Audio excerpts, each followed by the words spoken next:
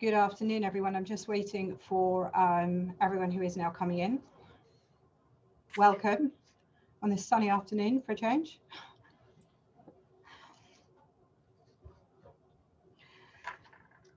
Okay, let's begin.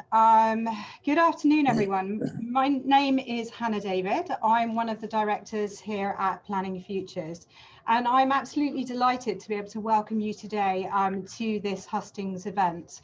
A little bit about Planning Futures for those of you who don't know. Planning Futures is an organisation that is dedicated to promoting excellence in the field of town and country planning. Throughout the year, we host a range of events designed to inform and to stimulate debate. Most of our events are for members only, but today's hustings are one of a handful of public events that we hold each year. For those of you who are not members, I would encourage you to have a look at our programme for the year ahead, which is available on our website. Since our inception, we've placed an emphasis on cross-party dialogue. It is for this reason that we're delighted to bring forward this today's event. As London goes to the polls to elect a new mayor, we wanted to host a discussion about the future of our city's built environment, which presents a wide and representative range of perspectives. We are therefore delighted to have representatives from the 6 highest polling parties at the last mayoral election. A couple more are coming in. I'd like to hand over to our chair, Simon Ricketts. Simon is one of the founding partners of the leading specialist planning law firm, Town Legal, which he co-founded in 2016. Simon has been voted the country's most highly rated planning solicitor in Planning Magazine's annual survey for the last 11 years and is in the year's Hot 100 list published by the Lawyer magazine. He writes the popular weekly Simonized City Planning Law blog. Town Legal has similarly topped the Planning Magazine survey ratings for the last 2 years as the leading planning law team in the country. It was recently voted Boutique Firm of the Year by the Lawyer magazine. Based in London, its 26 lawyers are acting on such projects such as the redevelopment of Elizabeth House at Waterloo, Battersea Power Station, the 8 Albert Embankment redevelopment, 22 Bishopsgate, Olympia, and the proposed capacity increase at Stansted Airport. We are delighted that Simon has agreed to chair the event today. I can think of no one better to put our candidates to the test. Simon, over to you. Well, thank you very much, Hannah, and candidates. I will be very gentle. I'm delighted to be chairing this event for Planning Futures, and indeed, 2016 was a big year, as you just heard. For me, with Town Legal having been formed, and more importantly, I remember chairing a previous Mayoral Hustings event for Planning Futures in 2016, and it's always nice to be asked again. So I'm going to be very short in my opening comments because I really do want to get on to the main event, as it were, to hear from the candidates. And I'm pleased to see you arrive, James, because in a few minutes I'll give you a warning that you'll be the first that I turn to. I want to hear from the candidates and all their representatives as to what their approach is on the issues of particular interest to the Planning Futures audience, namely issues relating to, unsurprisingly, planning, housing, and the built environment. And this is such a good time to be holding this event a week after the adoption, finally, of the New London Plan, and at the very start of this campaign leading up to 6th of May. So I'm going to introduce each candidate in turn and allow them up to 5 minutes to make an opening statement to be focused on the issues we're talking about today. Of course, it's so important to get the approach to planning right in the capital so as to achieve a whole range of environmental, economic and social goals. I do encourage the audience to post their questions in the Q&A, and then I'll put questions to each of the speakers on those issues or other issues arising from what they may have said in their opening statements in the second half of our session this afternoon, so that we then wrap up at about 3:30. So, speakers, I know you have a knowledgeable audience, and I really hope that we can take a deep dive into the issues. I've read what the candidates have said on their campaign websites, it is a fantastic, fascinating set of issues. The position of Mayor of London is undoubtedly the most powerful, directly elected political position in the country. And at the moment, it strikes me that whoever wins the day has a huge challenge ahead of them, against annual delivery of 37,000 homes per year in recent years, and a brand new London plan that sets a much higher target of 52,000 homes. How is the government's target of, wait for it, 93,500 homes going to be achieved? Will it be achieved? And what compromises are we going to have along the way? I'm really interested in understanding your respective priorities and where there may need to be trade-offs. So first of all, as I've mentioned, I'm going to start by turning to James, representing Sadiq Khan. James is the Labour MP for Ealing North, and before being elected to Parliament in 2019, James served as Sadiq Khan's Deputy Mayor for Housing and oversaw the Mayor's £4.8 billion affordable homes programme, which includes building council homes for Londoners, the first ever City Hall initiative dedicated to building over 10,000 new council homes. He also oversaw the doubling of City Hall's rough sleeping budget and major extensions to severe weather shelters across the capital. Before joining City Hall, James held the position of Executive Member for Housing and Development at Islington Council for 6 years. James, over to you. Well, thank you very much, Simon. Thank you for that introduction. And it's a real pleasure to be here representing my good friend and former boss, Sadiq Khan, here today, though it's a shame we can't do this in person.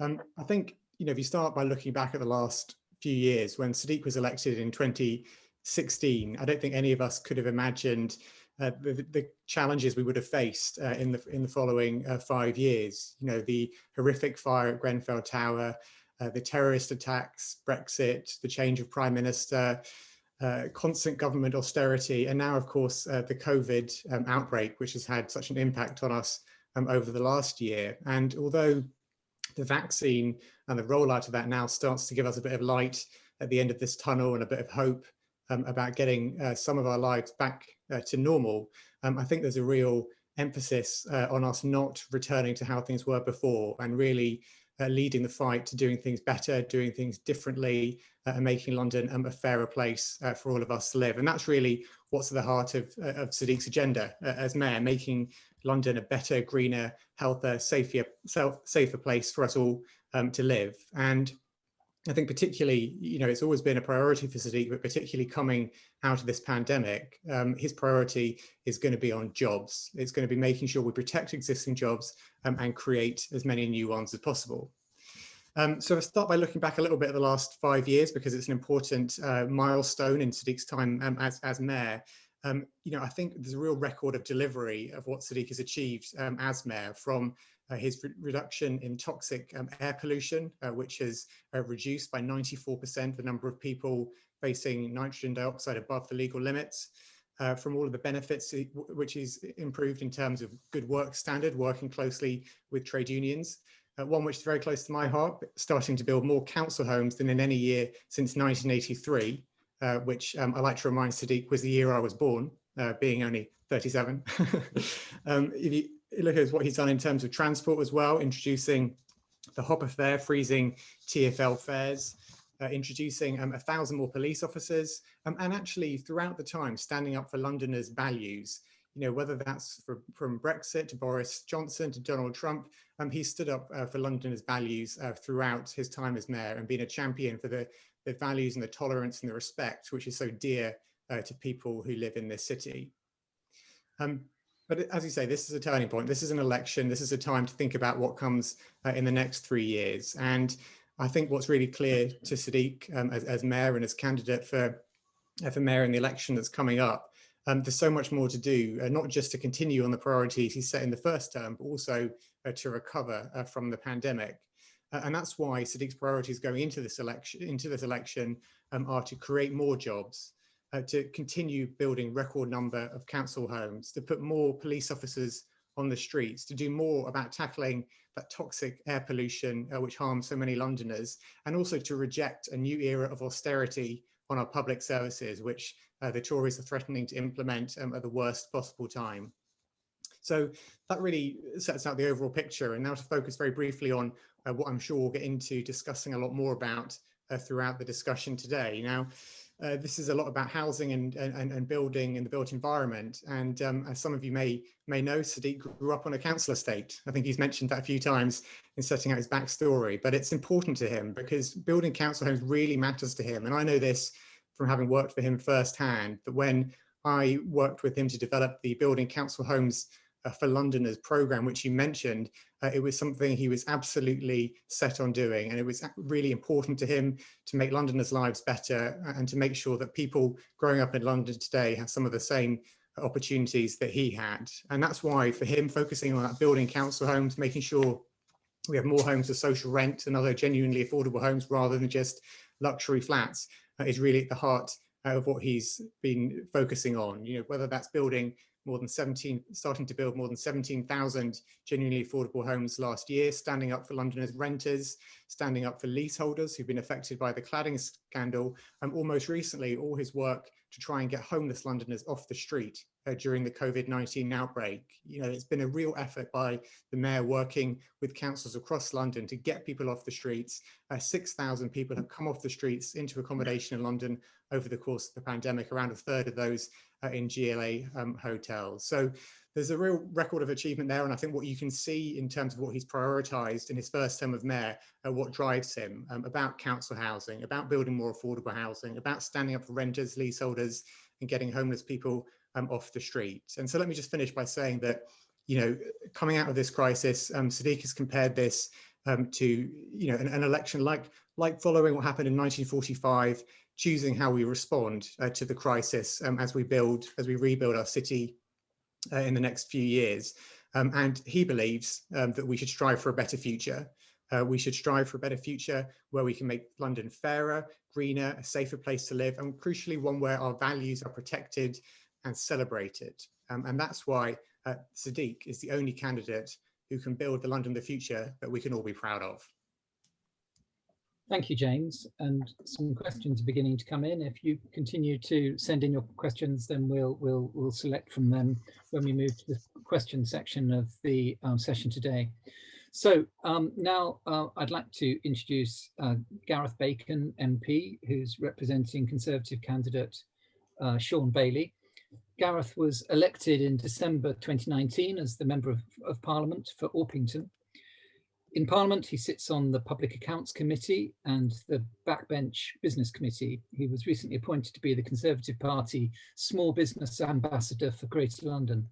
Prior to his election to Parliament, Gareth served on the London Assembly for 12 years, the final 4 years of which were as the representative for Bexley and Bromley. He served as leader of the GLA Conservative Group and chairman of the Assembly's Budget and Performance Committee from 2015 to 2020. Resigning from both roles on election to Parliament. In the final 18 months of Boris Johnson's mayoralty, Gareth served as chairman of the London Fire and Emergency Planning Authority, the body which oversaw the London Fire Brigade, and as chairman of the London Local Resilience Forum, which coordinates the emergency planning work of London's blue light services, armed forces, local government, and key utility providers. Gareth, over to you. Thank you very much, Simon. It's a pleasure to be here representing my good friend, Sean Bailey. During the 2016 mayoral election, housing was generally agreed to be the #1 social and economic issue facing Londoners. There seemed to be a general consensus that a minimum of 50,000 new affordable homes a year would be an appropriate target. And the present mayor said that he could go even further. On several occasions, he pledged that he would work with housing associations to deliver 80,000 new homes a year. Now, that figure didn't make it into his manifesto, but people do remember the pledge.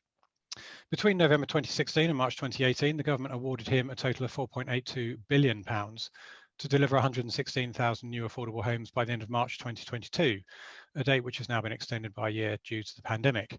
He was very quick to claim credit for securing the largest housing grant ever received by any mayor.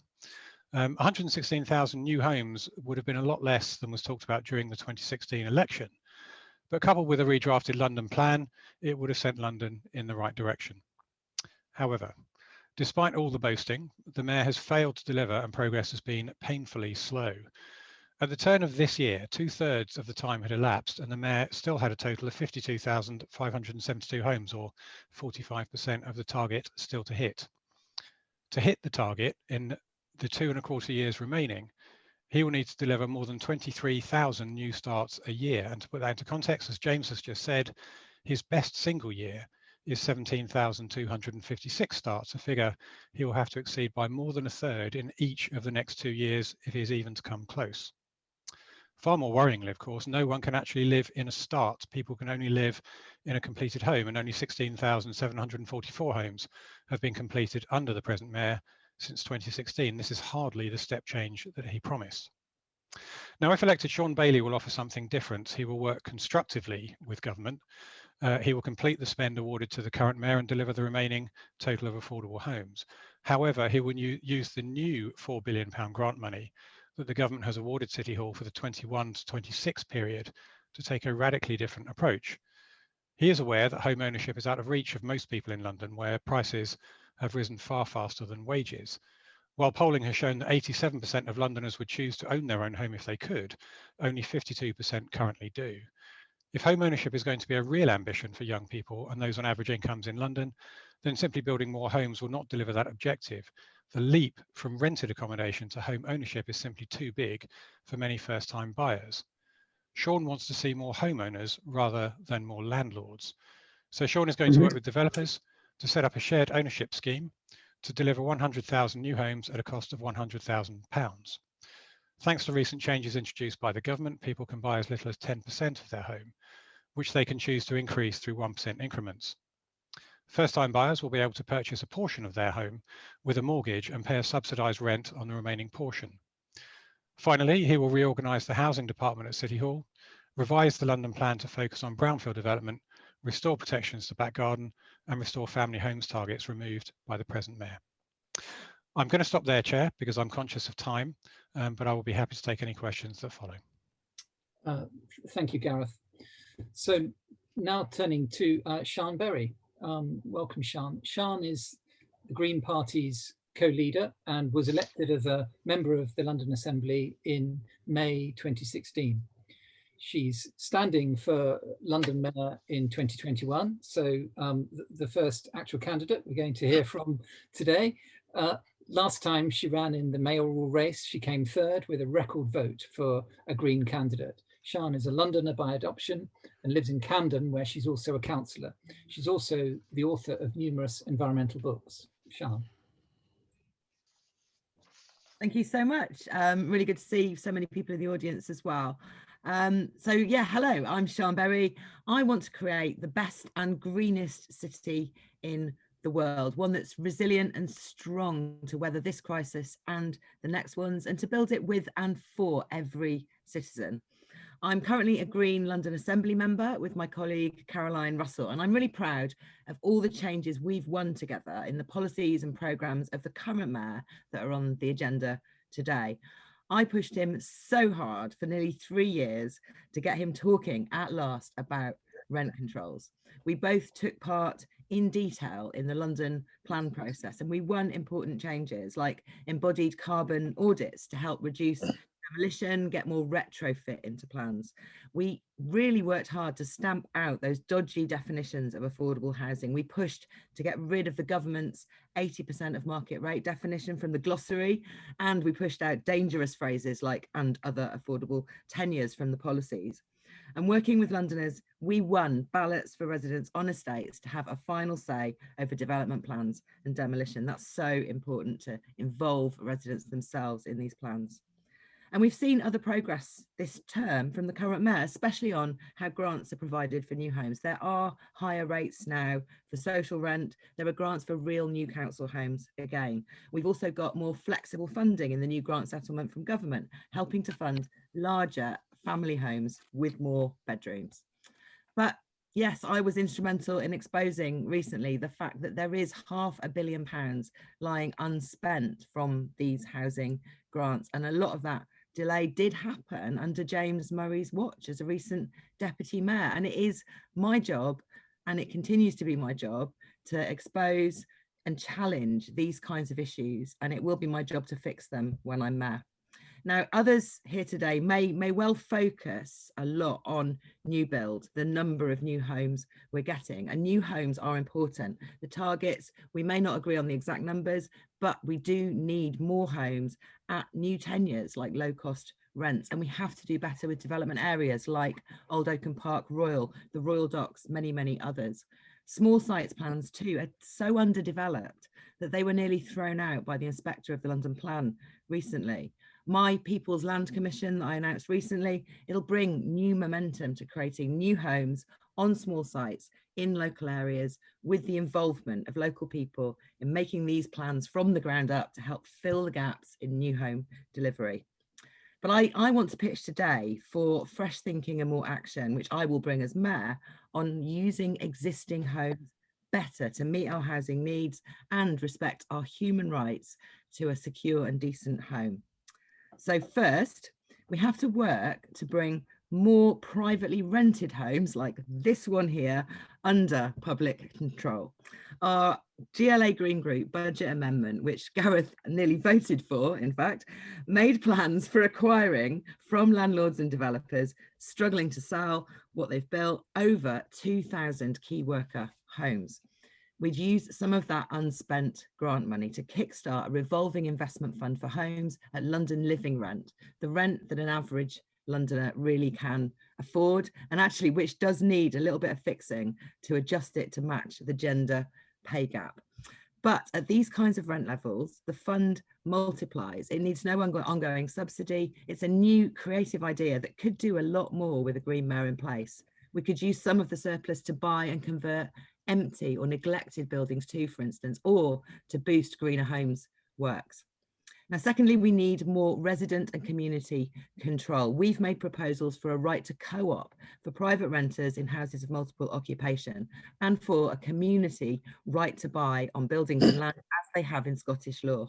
London's next mayor needs to argue and win more devolved powers for our homes and land. To me, there's no reason why virtually all housing and land policies should not be completely under London's control. And finally, let's get new ideas and new plans for both existing and newly built homes from the right people, the residents and the communities whose problems we're trying to solve. On everything from streets to housing, my plans are bottom up. And the last decade of really painfully slow progress, it should have taught us the lesson that we can't only rely on building for profit or a small number of big developers and big housing associations to get to where we need to be. My ideas are multifaceted. They're not silver bullets. They work at different levels, at different scales, and they involve a much more diverse range of people because we need everyone involved to solve our problems. So I hope that sparks some good questions. I look forward to the rest of the debate and talking about transport, wider environmental issues, and how we transform our economy for a real future. I'm really looking forward to some good questions, and thank you for listening. Thanks, Sian. Well, we've heard from 3 of the speakers so far. We've got 3 to go, and we'll be hearing from them in the order of Peter, then Joyce, then Mandu. Next, Peter Gammons, welcome. Peter is an inspirational and motivational speaker who was selected by UKIP to stand in the mayoral election in November 2020. So, Peter, we look forward to hearing what you have to say. Okay, thank you very much. Thank you, Hannah. Thank you, Simon. It's a great privilege to be a part of this event. Ever since my candidacy was announced, my name has been the brunt of many jokes, but I thought it was tops them all today that it ends up with Gammons versus Bacon. And let me start by saying I was raised in a council estate and I'm running from there, and I'm grateful to UKIP for giving me that opportunity to fight for ordinary working class Londoners. And I believe many are being currently discriminated against. My campaign message is it's about people, not politics, and that expresses how I feel. And especially when it comes to the subject of housing, something which is very close to my heart, being a father and a grandfather. So what I thought, when I'm putting my thoughts together, I put them down as a kind of ABC blueprint for my plans for housing and development. The first one, A, is affordable.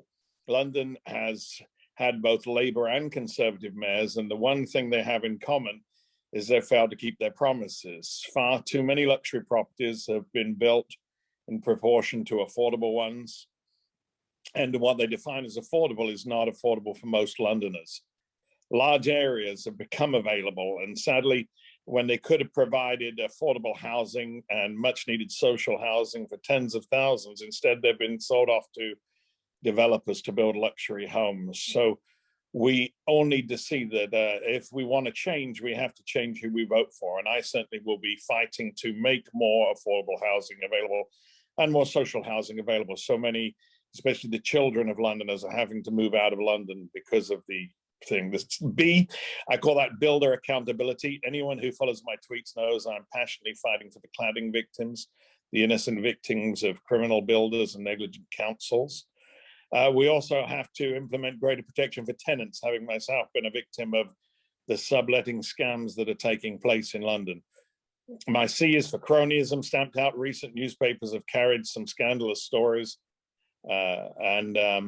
As mayor, I will stamp out corruption, cronyism, and waste at City Hall, and gather together a non-partisan team to oversee projects, to ensure accountability and to stop underhanded deals, to see the best deal for London and Londoners.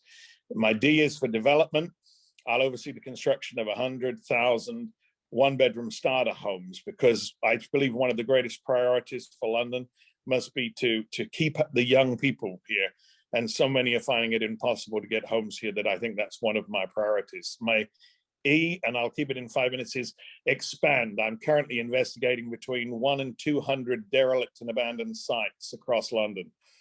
My guiding principle, as I see, is that I look for solutions, not problems.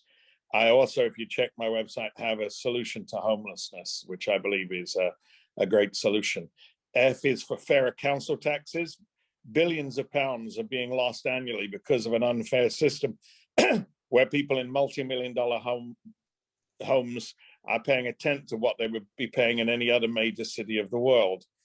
I'll freeze council tax for working class families who are struggling at this time, and introduce a higher rate of taxation for second homes and empty properties. And G, I'll end it with is green and sustainable. I'll require green space for all new builds.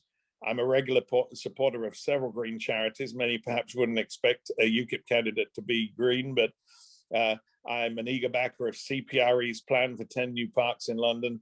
And my Plant Tree by 23 policy is for 1 million new trees, trees being not only beautifying the city, but the best environmental vacuum cleaners and the first step towards net zero. So that's part of my plans.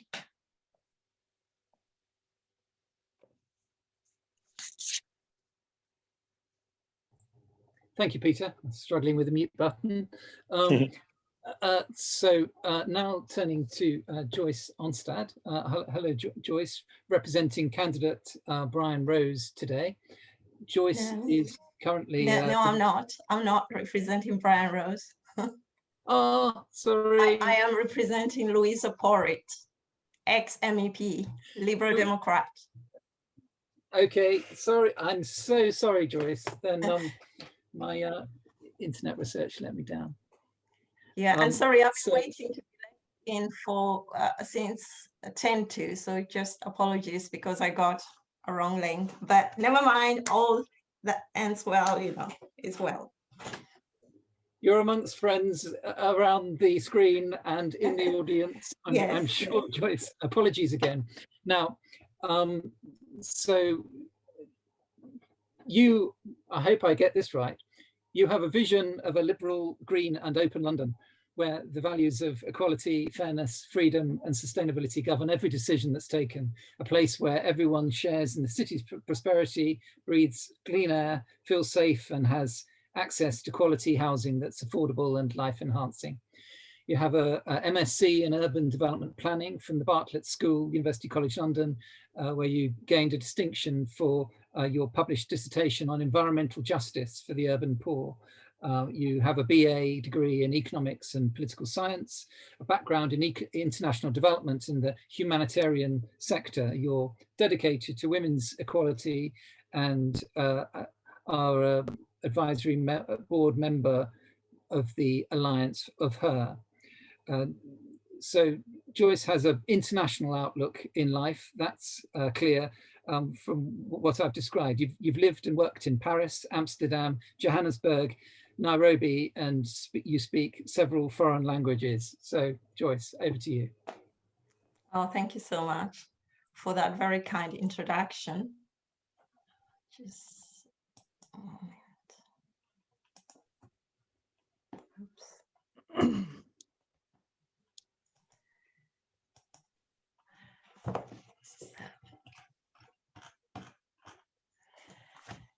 So my name is Joyce Onstead, as has just been said, and thank you very much.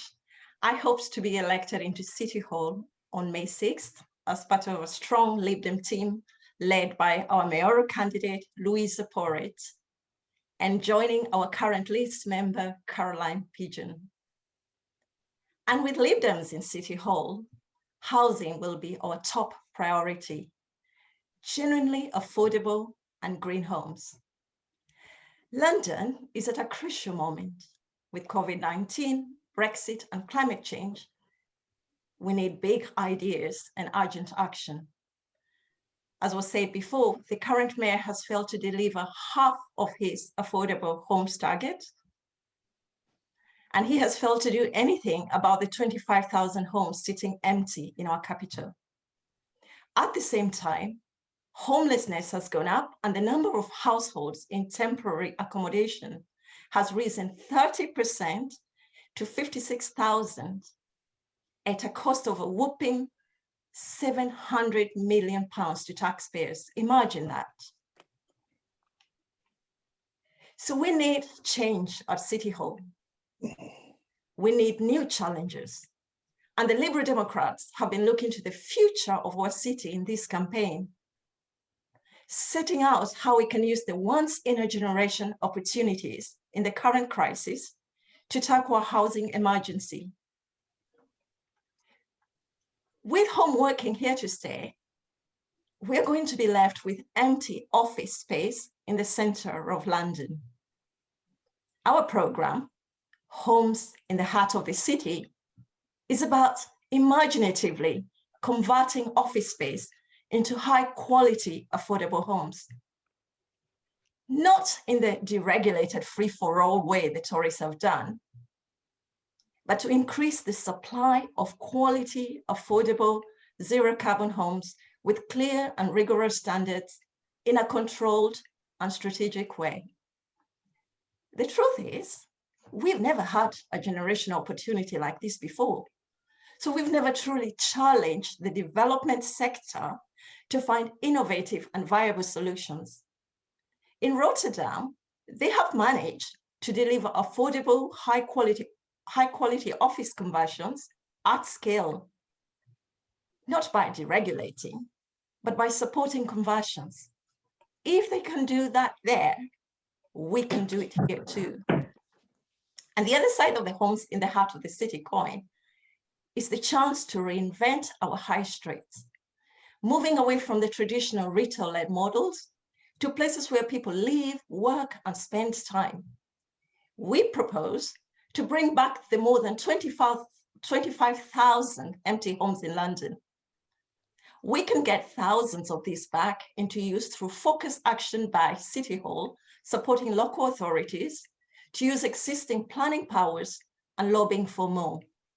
We propose to increase empty homes taxes and create an empty homes fund, a dedicated empty homes office team at City Hall will be necessary to make this happen.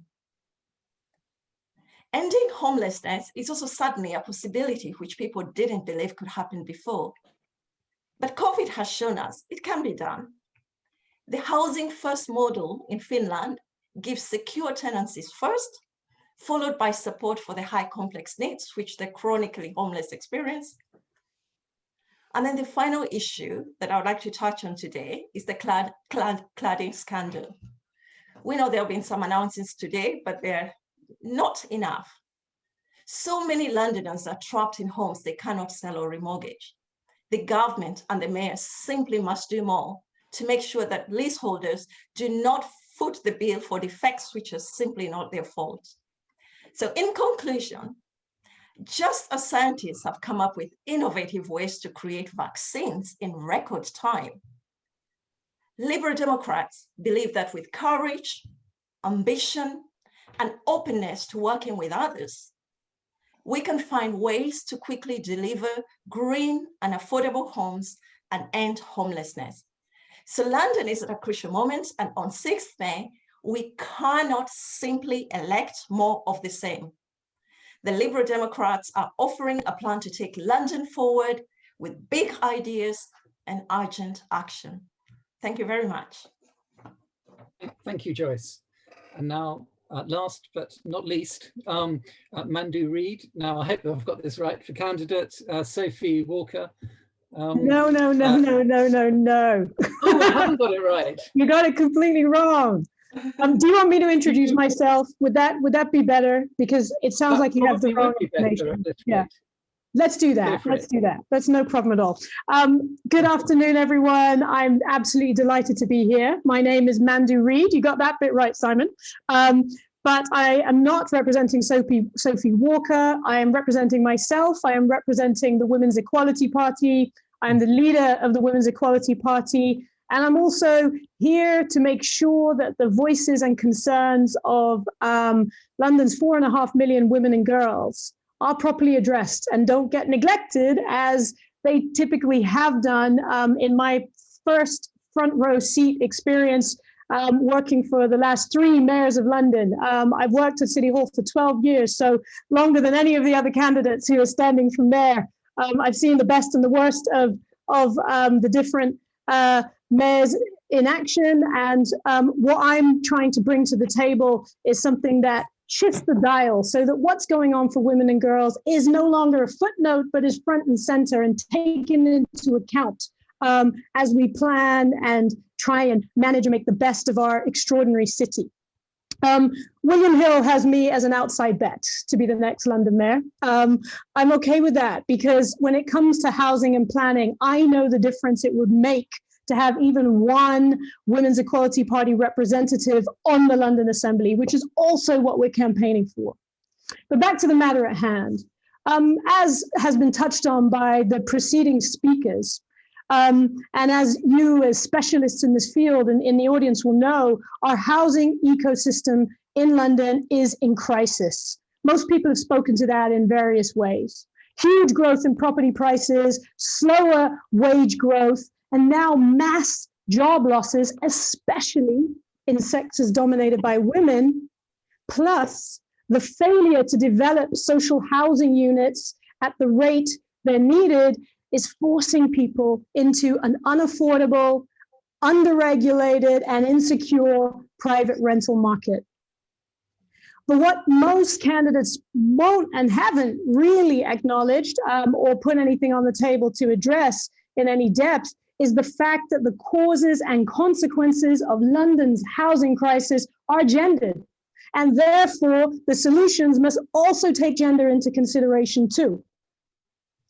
Now, I am here because London's women and girls deserve to have someone in the room who will speak up about the fact that nearly 80% of women's income currently goes on rent in London. Women are significantly more likely to be made statutory homeless.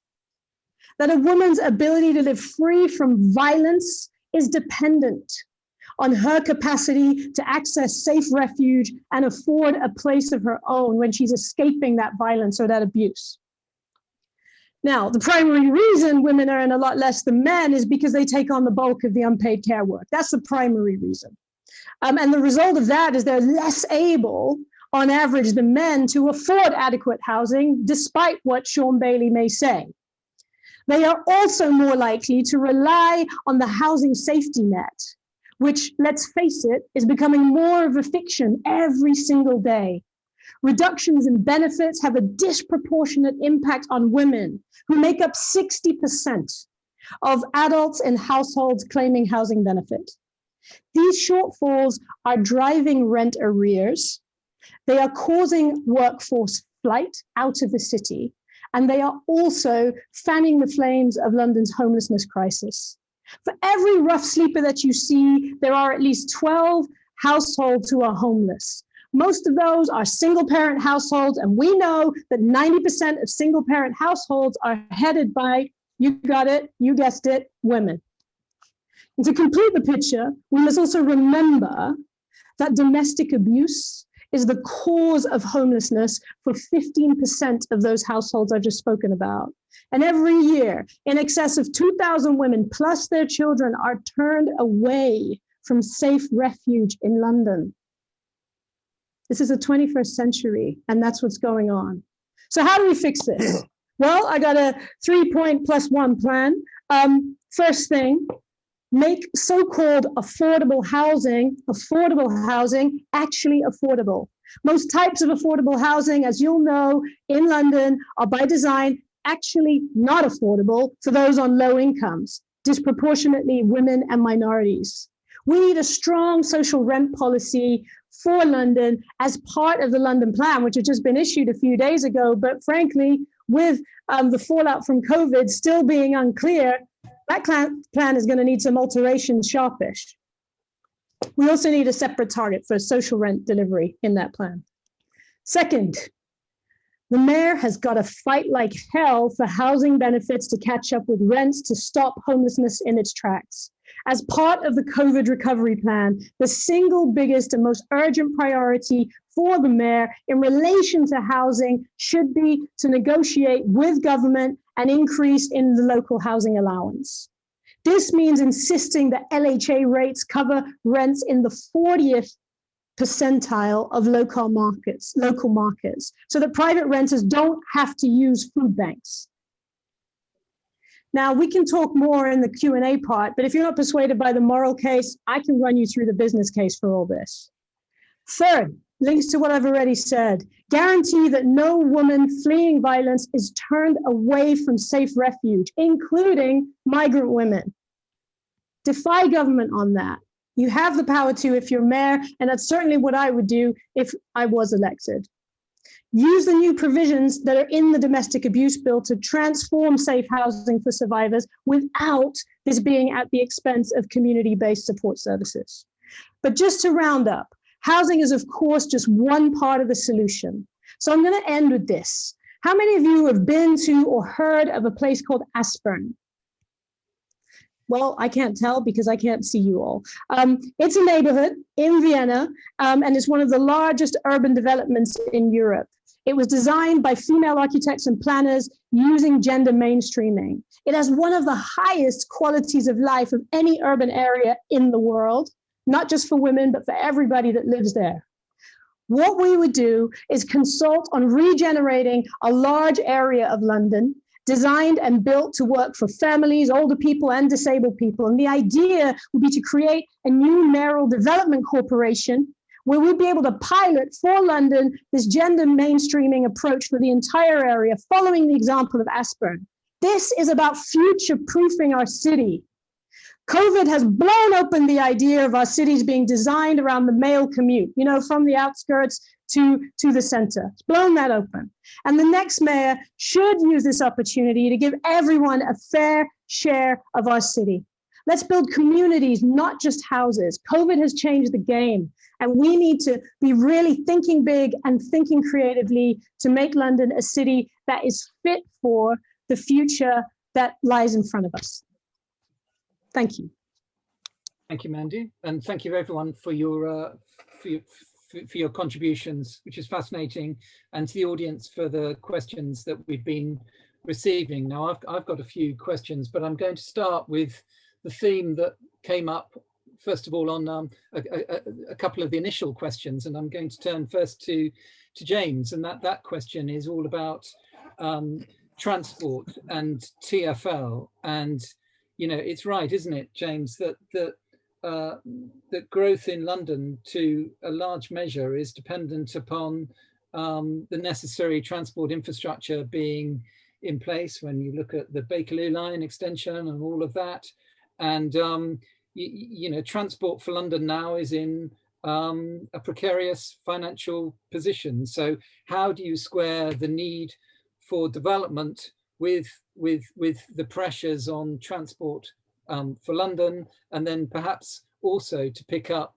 the point that has been raised in questions about the approach to low traffic neighbourhoods and road closures in particular areas, and the issues and conflicts that are sometimes arising. James. Great.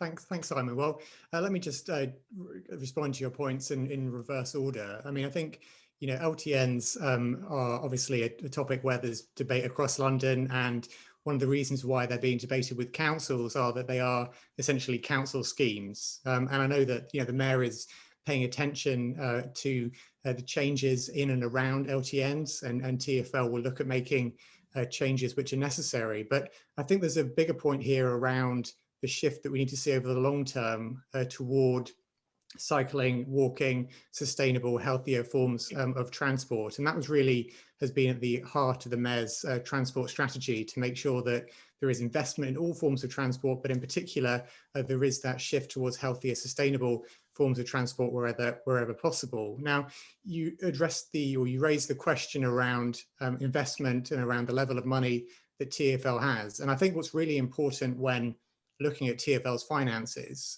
is to understand the difference between TfL and transport authorities in other major capitals around the world. And TfL is unique in terms of how much it relies on fares income to support its work. If you compare it to transport systems around the world where they have direct funding from government into the transport systems, TfL has had to reduce the amount it's got from government and increase the burden on fares. And a lot of that is down to the person who currently occupies number 10 when he was in City Hall.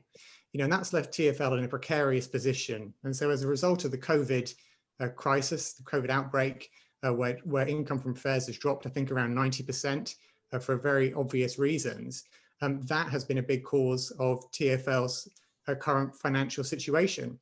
And if you do leave a transport system so dependent on fares, it does leave it in that more precarious situation when you have this massive shock which COVID has caused. Now, it's obviously for the government to make sure that they support TfL through this difficult time. We've seen a lot of game playing by government in terms of their settlements. With the Mayor kind of setting relatively short time frames for the financial settlements, and putting conditions on them which force the Mayor to do various things. It's not really a sustainable way to have a transport system in the long run. And we need to make sure that investment is there, and that TfL is not so dependent on fares income, because it does make it very precarious. It does mean the investment is volatile depending on whether fares go down, as we've seen in recent years. But the overall transport strategy, I'm sure people will be thinking about the long-term impacts of COVID. I think it's probably too early to know exactly how that lands, but the shift towards greener, sustainable, healthier ways of getting around is going to need to be at the core of what we do. Thanks, James. So Sian, I was actually going to ask for your views on this question before going on to the next question. What's your perspective on this in terms of transport for London, low traffic neighbourhoods? Do you just follow the Sadiq Khan line, or do you see things differently? Well, I mean, there's a lot of what James said there, which was, the truth. But there is an issue here, and I'm going to try not to answer every single Hustings question with, if I'd have been Mayor since 2016, we'd never have been in this position in the first place. But this is an issue on which, I came to the London Assembly after the mayoral election in 2016, and I'd spent every husting saying we were too dependent on fair income, that we needed to diversify our income, that we needed to bring in something like smart, fair, privacy-friendly, London-wide road charging, not just because it would help to rebalance the amount of income we get from drivers versus fare payers, but also because it would be fairer than things that just have an area and you pay once to get in and you drive around as much as you like during the day. We needed a modern road charging system, and if that had been in place, that would have been extremely resilient to a lot of the challenges that we've seen during coronavirus. However, it would not have filled the whole gap because people were basically not allowed on public transport, and when that happens to a significant chunk of your income, whatever chunk of the income it is, the government has to step in and fully fund it. It's a national crisis, and it is a disgrace that the government has sat there for the past year and given us tiny little short-term settlement after short-term settlement to help TfL when the crisis was not of their making. We should have had a long-term settlement. We should have had more of our investment guaranteed, and we should have been encouraged to introduce smarter, fairer road charging now, even though it's a bit late, but it's, you know, it's better late than never, instead of trying to impose things on us like, you know, bigger area-wide charges, because that's really annoyed people because it doesn't look fair, and in lots of ways it isn't. Now, on the low traffic neighbourhood scheme, I've not got quite the same answer, but I would have much rather done this in a way that was more strategically planned. So if you've got something like one neighbourhood at a time changing itself into, you know, a quieter, more people-friendly area, making sure there isn't through traffic, that's really good, but it can lead to unplanned consequences in the next area and in the next area. And it'd be much better if we had boroughs planning to introduce these things all at once. That would enable proper long-term sort of consultation. It would enable easier, more well-resourced equality impact assessments, and being done at a strategic level. What you could do is deal with some of the problems that people who are disabled, people who depend on cars, are having with additional costs being placed on them, because you could have a London-wide scheme that extended taxi card rates, that helped people with extra fuel costs, help people change their cars to ones that use less fuel or electric vehicles. These are things that you can do at a strategic level, and doing it bit by bit isn't ideal. However, we did face an emergency situation, and the government itself was telling us we needed to do this. So again, some of the ire being only fired at Sadiq Khan is slightly misplaced here for political reasons. But I definitely think we need to be making sure that our streets are fit for children to play on, for people to walk down the middle of the street, for there to be no speeding cars. I've pledged Vision Zero for road data. I've pledged to bring that target forward by 10 years, because we cannot be accepting people being killed on our roads. We have to make many more of them people-friendly, safe and healthy to get around on. Okay, thanks, Sean. Now I'm going to skip around with questions because we want to cover as much ground as possible. And I'm going to challenge a few of you on housing numbers, affordable housing, references to affordable housing, because I'm hearing a lot of motherhood is good and not a lot in terms of how numbers are actually going to be achieved. And I suppose I might start with Gareth, because you very much turned the fire on Sadiq Khan in terms of unspent housing grants and accusing the mayor of not achieving the pledges, meeting the pledges he'd set. But is Sean Bailey going to plan in the new London plan for 93,500 new homes a year, or what figure is a realistic one to go for? And when you talk about shared ownership homes, could you say a little about other tenures as well in terms of affordable housing? Well, the figure in the London plan, which has just been approved, of course, stands for the next 5 years, which is the length of the London plan. And Sean will inherit the London plan left behind by his predecessor. So the target will be 52,000, not the 90,000 that you alluded to earlier on. Now, the first thing he'll do, of course, is complete the spend of the first government grant, which has been fairly slow getting out of the gate. But the key thing, and this is the game-changing approach really, and it's not an original policy because the current mayor has looked at shared ownership. It's a proven product. It's one that developers like. Now, the reason why Sean is pushing it is for two reasons. One is to get more people onto the housing ladder. People aspire to own their own home. They want to bring up their families in a home that they have a stake in, that they can sell and then move on and move up the ladder. The second reason, of course, is that it will attract developers to get involved. Setting affordable housing targets is all well and good, and nobody, I think, really opposes those. But the problem is that it's a stymie on development. Developers are shying away from it because it adds to their cost or it reduces what they can make on the development. And we can argue about whether that is a good moral position to have or not. But the fact of the matter is that is what happens. And you can adhere to a 50% affordable housing target on every development, but 50% of nothing is nothing. So what Sean is trying to do is change the game and trying to attract developers, trying to attract private money with some public sector seed money in order to drive up the number of people who own their own home or own a stake in their own home and are able to acquire a gradually rising stake as time goes by. Okay. Yeah. Thank you, Gareth. Now, Joyce, you were expressing the views about homes in the heart of the city and reinventing the high street, and I just question, what actual numbers would you plan for? Would that strategy meet even the New London Plan, target, and let alone the government's new requirements for London?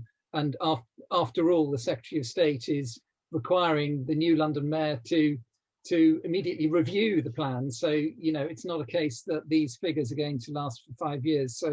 So where do the Liberal Democrats stand on the difficult issues about, how are you going to fit a court into a pipe pot, approach to tall buildings, approach to Greenbelt, that there's some difficult choices to be made?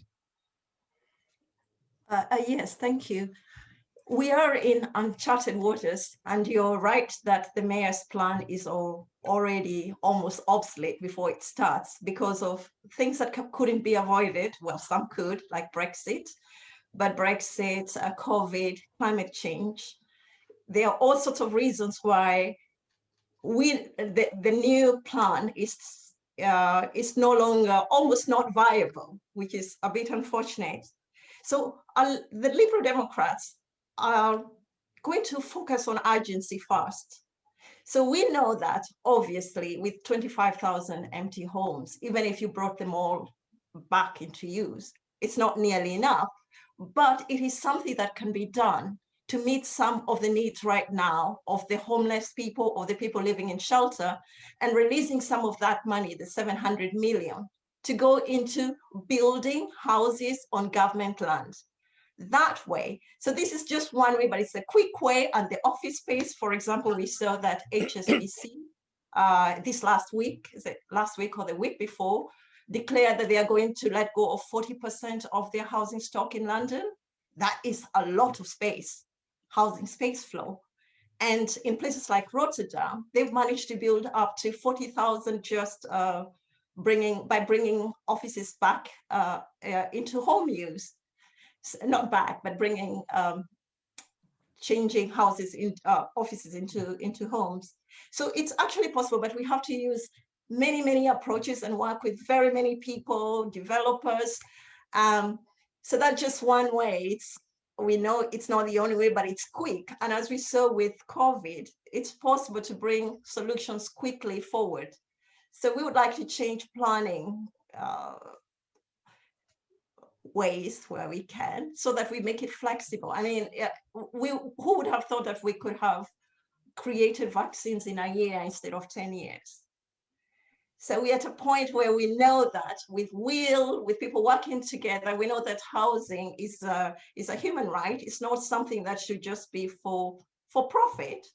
And yes, developers have to make money, but housing is a right. Is a human need. So in that case, we have to look at different ways of bringing it for people who are completely desperate. There are so many children at the moment who are living in temporary accommodation, and what that means for them, for schooling, and just poverty in general. We cannot have that kind of a situation. So the Liberal Democrats will look for ways first to bring housing quickly from offices and from empty homes. And we'll also be asking to actually raise more money to do that by taxing further. We could have maybe, we know that about a fifth of the people who own our properties are abroad. And what we could do is then we could put a tax maybe for residents and non-residents, but we'll have to look at that. But there are places like Vancouver who have done that with problems, but they have managed to actually bring down their housing prices. They have managed to get a lot of people who are homeless housed. So other cities and other places have come up with really innovative ways of doing it. And there's absolutely no way where people from this absolutely amazing city cannot come with solutions that can meet that. I think that does bring in another question, which we may come to, which is the extent of the mayor's powers under our current system and what is with his control and what isn't. But I did want to turn to Peter, because what I wrote down from what you were saying was you seem to have the solutions, because you were saying that you know where the derelict and abandoned sites are, number one, and you have a solution to homelessness, which is a relief, I must say. So perhaps you wanted to say a bit more about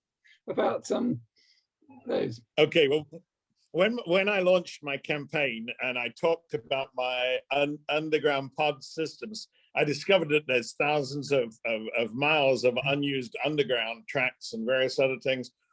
There's 30 disused stations in London, and a lot of them are right in the center of London. The post office had their own train lines. There's Ministry of Defense has train lines. There are disused train lines, and because we built up so much above, I suggested that we move down. When I first talked about my pod systems, people laughed at me, and then Elon Musk and Richard Branson did it. And people stopped laughing as much, and I talked about walkways and cycle lanes. But another thing, after the Bound disaster during the Second World War, within a matter of weeks, we built air raid shelters underground that could house 100,000 people. Now, there are 10 of those still there. For example, in Clapham South, we have underground now air raid shelters unused, which could house 8,000 people. Now, for one thing, with the homelessness, we can build homeless shelters.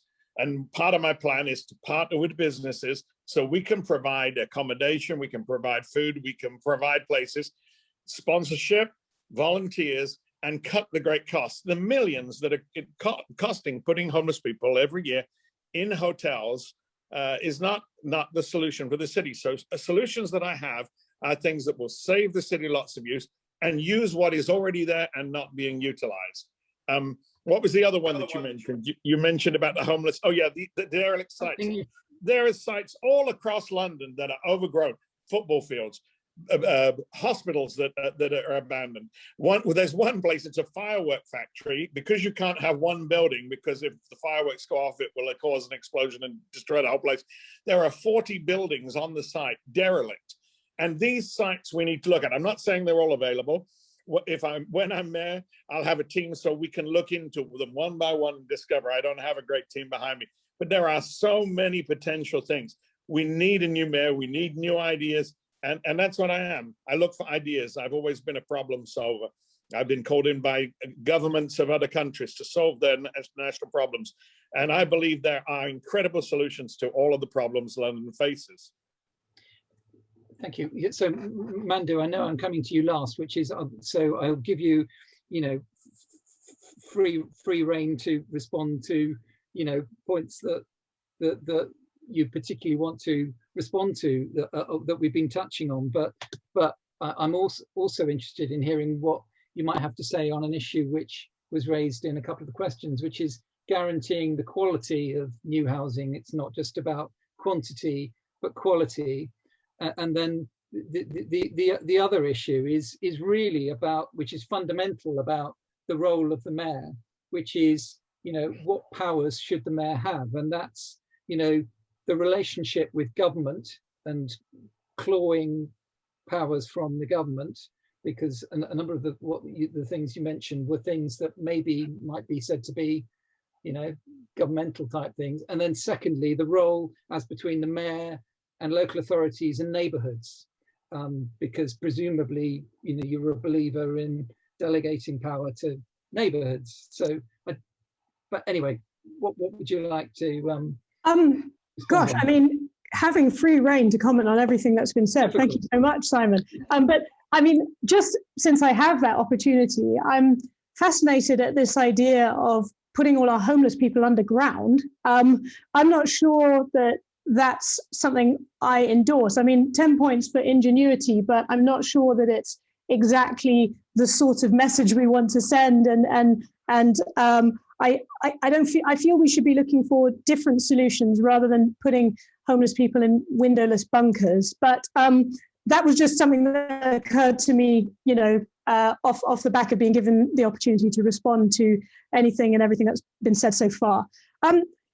The points you raised, Simon, I think we have to recognize the gravity of the situation we are facing as a country and certainly as a city. And this is a time, actually, I think, to stop seeing housing and planning in terms of a silo. I think it's a time to really zoom out. And I think it's the time for leadership that recognizes the need for the person who wields authority and has responsibility for London, i.e. the mayor, and those in government, to realize that actually, I don't care whether they're from different political parties, they both have a vested interest and a shared endeavor and a reason for once in their lives to cooperate and come together to find solutions that are palatable, not from an ideological perspective, but are palatable because they will save the city from crisis. So we need to stop the finger pointing between City Hall and central government. Now is absolutely not the time for that.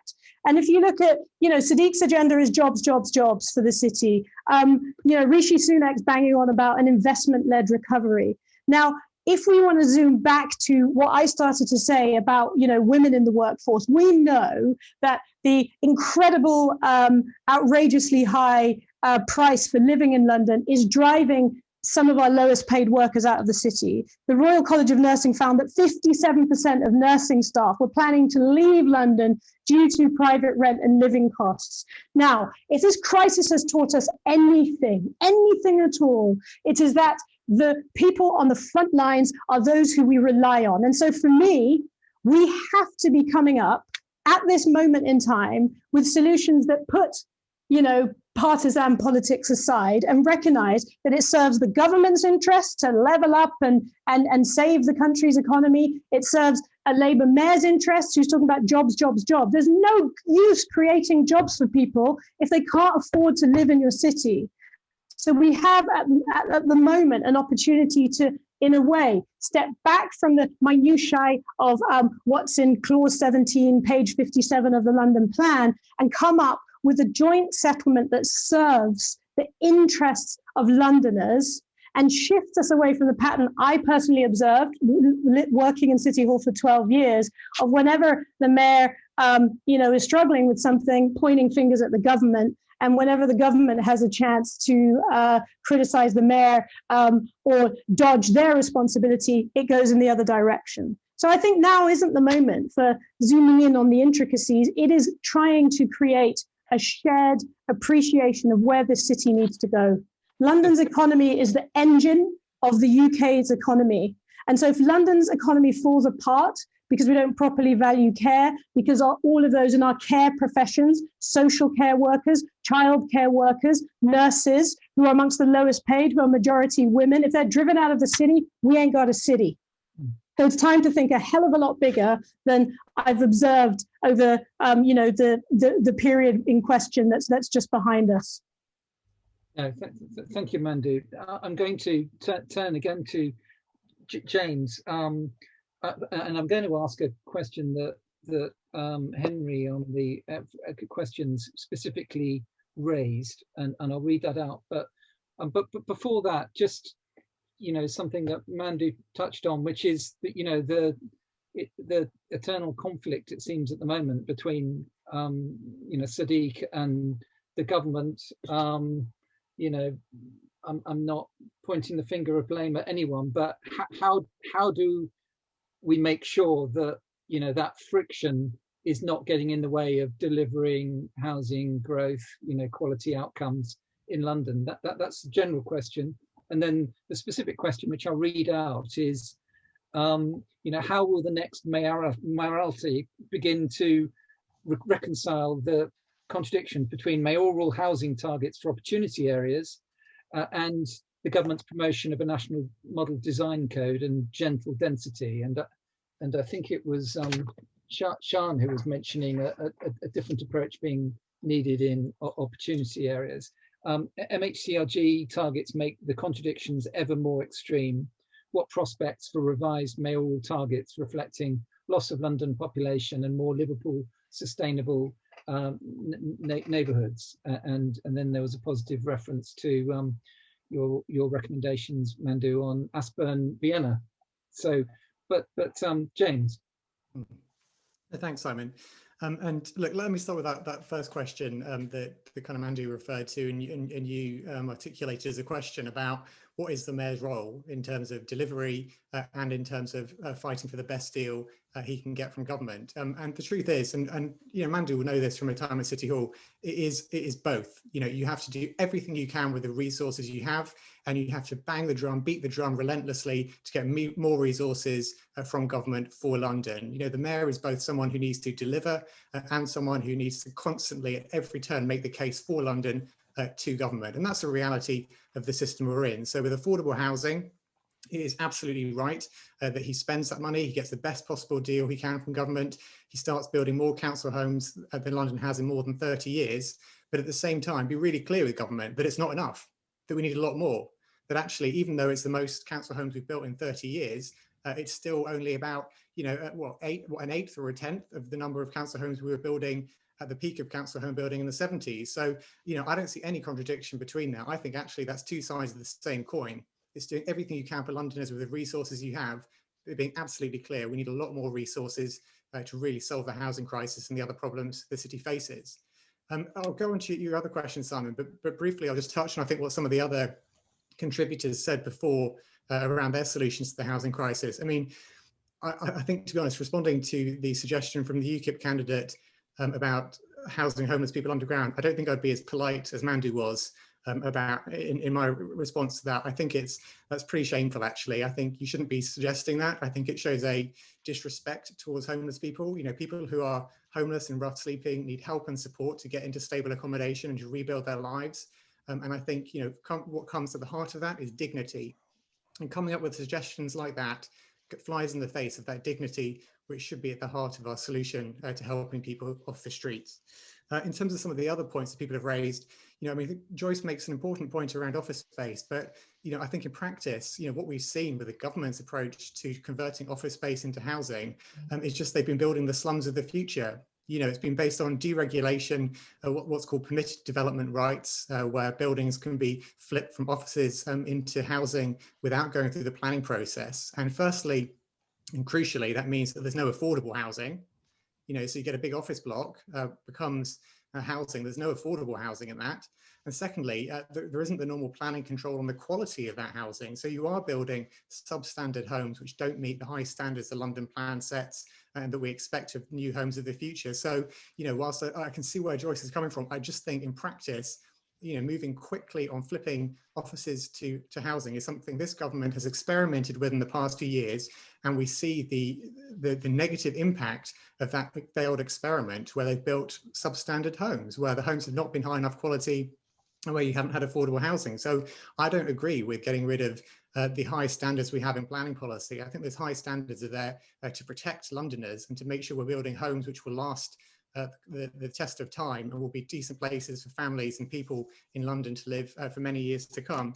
And then on Gareth's point around shared ownership, I mean, I don't know where the Conservative candidate gets those numbers from. I don't understand them. I don't see how they would work. But apart from that, I read something, it was a few weeks ago, I think, you know, where the Conservative candidate suggested that shared ownership was a solution for homeless families. You know, I don't understand how that works either. I mean, it's not as disrespectful as the UKIP candidate suggestion, but it doesn't really reflect the reality of people who are facing homelessness, the idea that they can buy a home through shared ownership. So I'm not sure he's really in touch with the challenge that Londoners actually face and what the solutions to that might be.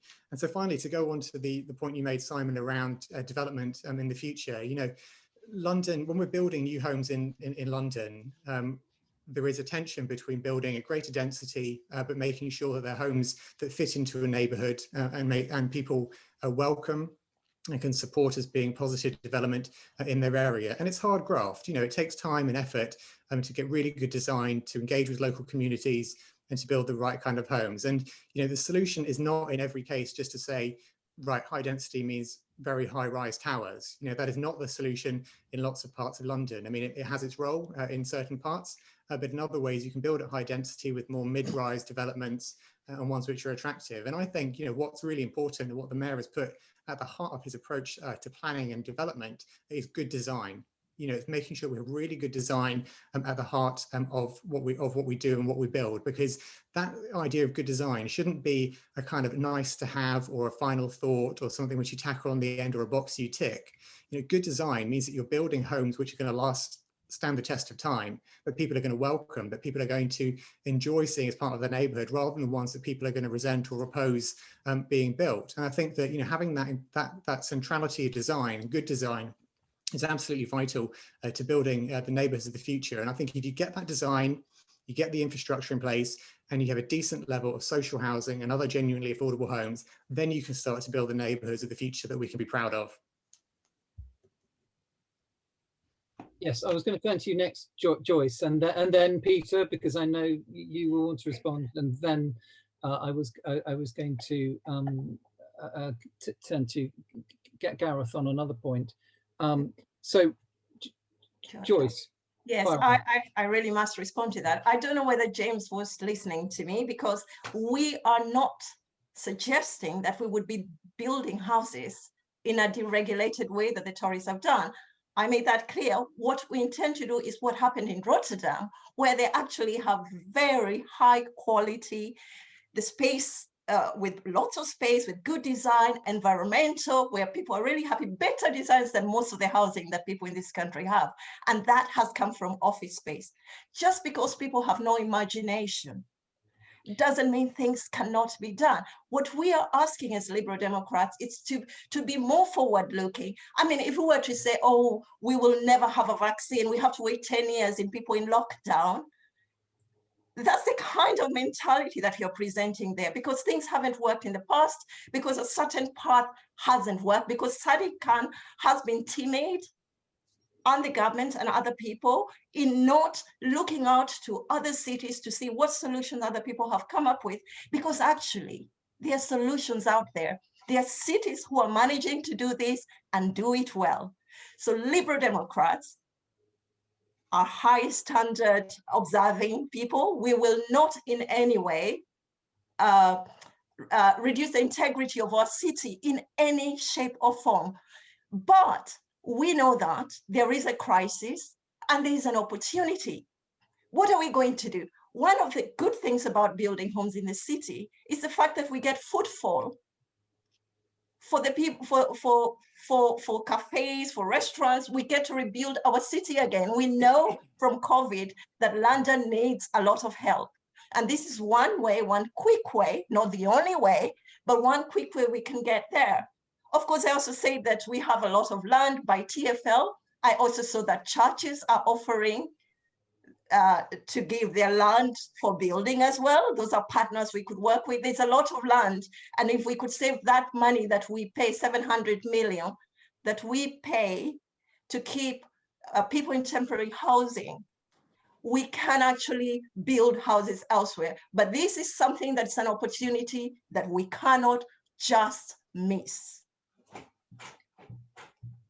In the interest of time, thank you, Joyce. I'm going to go to Peter, just for a brief response to what James said, but also to challenge you on a number of the speakers have mentioned things that to my mind, are not within the power of the mayor. Like you mentioned, higher taxes for second homes.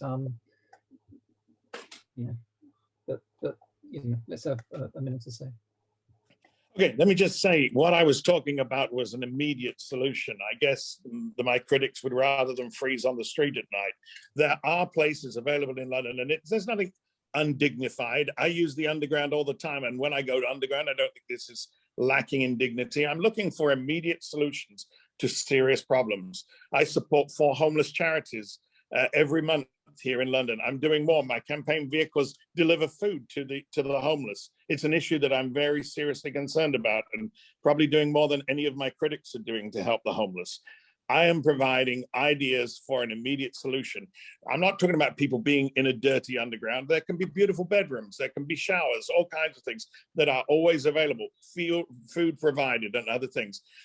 I'm thinking outside of the box. And let me just say, when it comes to dignity, there's no dignity in building all these luxury homes. Sadiq Khan's not turning out. And when you look at Transport for London, 2.4 billion people using it every year, 1.4 billion a month on the underground.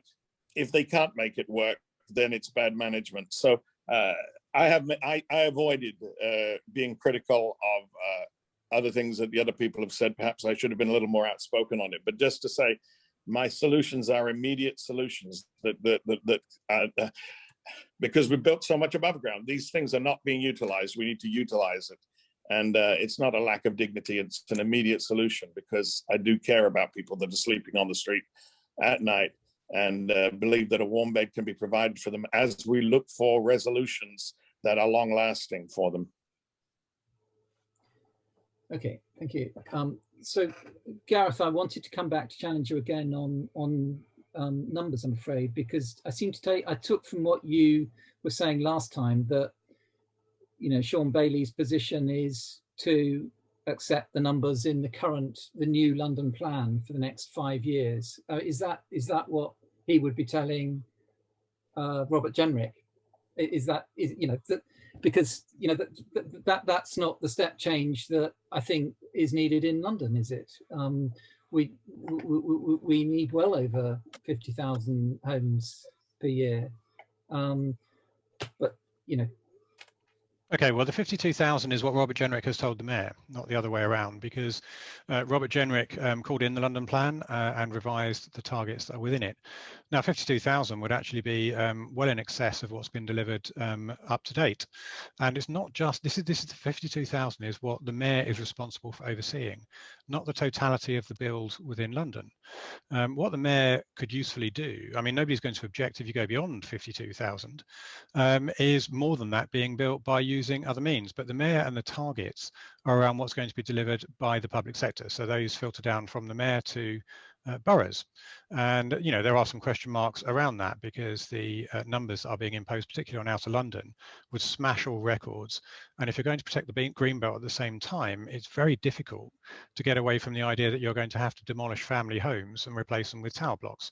I heard what James said about high density housing not necessarily equating to tower blocks, and of course he is right. But if you're going to insist, and I would support this part, if you're going to insist on protecting the Greenbelt, then you're not really going to get the density that you want or the numbers that you want unless you do that.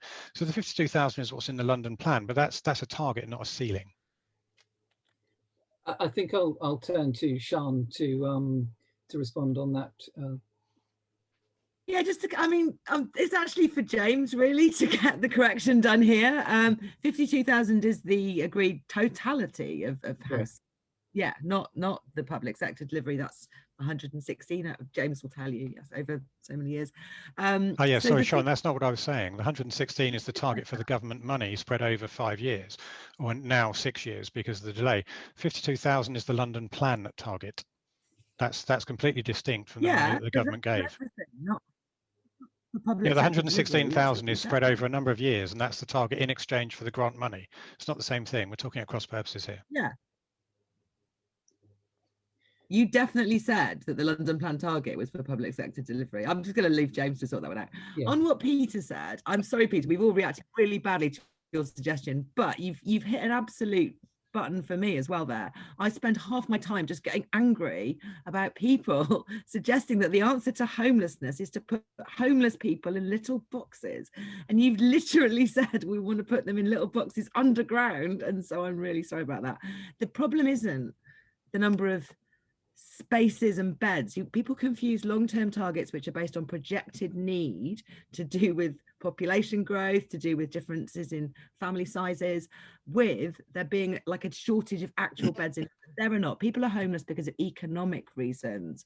Our system is letting people down. Our benefits are not there for them. We're excluding people who don't have right to remain, and all of those kinds of things from any help at all. That's how people end up destitute and on the streets. It isn't because there's a lack of space, and putting people underground in little boxes is not the answer. People need access to homes, and usually that means access to the right amounts of benefits, the right amounts of support to give them homes to live in the current system. It means money, and that's what we need, not little boxes underground. And sorry, that's a massive rant. Just wanted to say that there's a lot of sort of talking here, and Simon's picked up on a really important point, which is what will the mayor do? What will I do as mayor that pushes the envelope of the powers that the current mayor has? And I think that's a really important thing. I think the current mayor has been a little timid. Like I say, I had to push him to start talking about rent controls. When I've put forward my plan to use the unspent housing devolved money, kickstart key worker homes, precisely to help nurses, police officers, shop workers who are being forced out of London, I'm told that we're not allowed to do that. Well, I'm sorry, but that money is devolved. It's not illegal, or it wouldn't have been allowed into my budget amendment. The mayor needs to get on with using things in creative ways, showing the government that it works, and pushing the government that way, more as a campaigner than as a negotiator. And that's how I would be. I don't think Sean can get away with just saying, well, I'll be from the same party as the government and therefore I'll get more out of them, because that doesn't sound right to me either. I think it's important that whoever's mayor stands up for London, whatever party they're for, and thinks about new ideas, uses their powers to the full, like with the road charging. That's completely within our powers to have done already, and pushes the envelope when it comes to things like housing, comes up with fresh ideas that really, really do make a difference, and which the government might see working in London and take up. Yeah. Okay, thank you, Sean. We've only got a minute or two left. I'm conscious, Mandu, I've only come back to you once during this question time, and so I just wanted to turn to you finally, and just to ask, would you as mayor be intervening more than Sadiq has been intervening in major planning decisions to secure more development, or would you leave things to the boroughs and neighbourhoods? And I'm not clear what the direction would be.